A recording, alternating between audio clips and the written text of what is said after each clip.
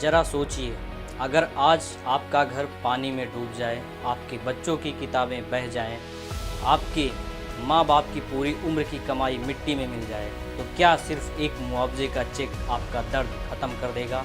आज सवाल असम में बाढ़ का नहीं है, सवाल सरकारों की जवाबदेही का है। नमस्कार, मैं हूं हिमांशु यादव और आप देख रहे हैं संगम वॉइस। आज बात होगी उस असम की जो हर साल डूबता है, लेकिन हर साल देश की राजनीति में कहीं ना कहीं दब जाता है। आज की स्थिति में असम में बाढ़ से 82 लोगों की मौत हो चुकी है। लगभग 1,78,000 लोग प्रभावित हैं।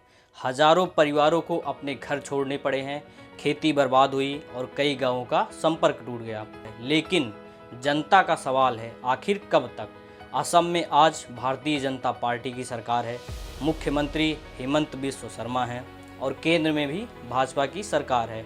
तो सवाल पूछना जनता का अधिकार है।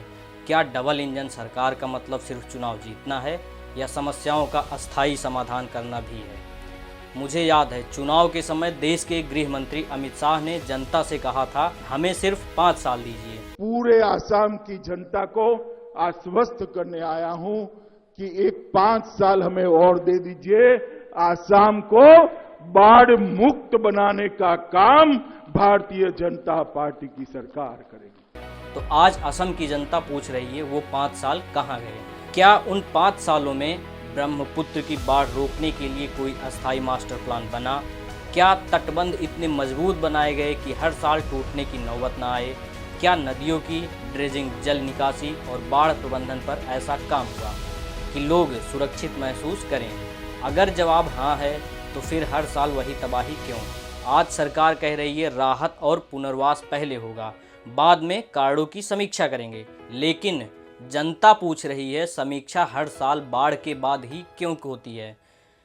तैयारी बाढ़ आने से पहले क्यों नहीं होती है? और विपक्ष, आपसे भी सवाल है, जब आपकी सरकारें थी तब आपने ऐसा कौन सा मॉडल बनाया जिससे आज असम को राहत मिलती?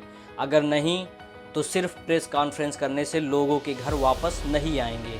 आज ज़रूरत है सत्ता और विपक्ष दोनों को एक मंच पर आएं, क्योंकि बाढ़ भाजपा और कांग्रेस देखकर नहीं आती, बाढ़ धर्म और जाति देखकर नहीं आती, बाढ़ सिर्फ गरीब का घर बहा ले जाती है।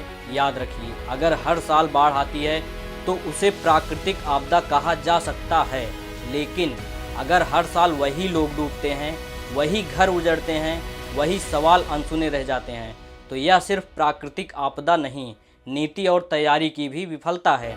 असम भी भारत का अभिन्न हिस्सा है और जब तक असम सुरक्षित नहीं होगा, तब तक सबका साथ सबका विकास का सपना अधूरा ही रहेगा। सरकार से सिर्फ एक सवाल है, वादे कब तक सुनेंगे और समाधान कब मिलेगा? देखते रहिए द संगम वॉइस। मैं हिमांशु।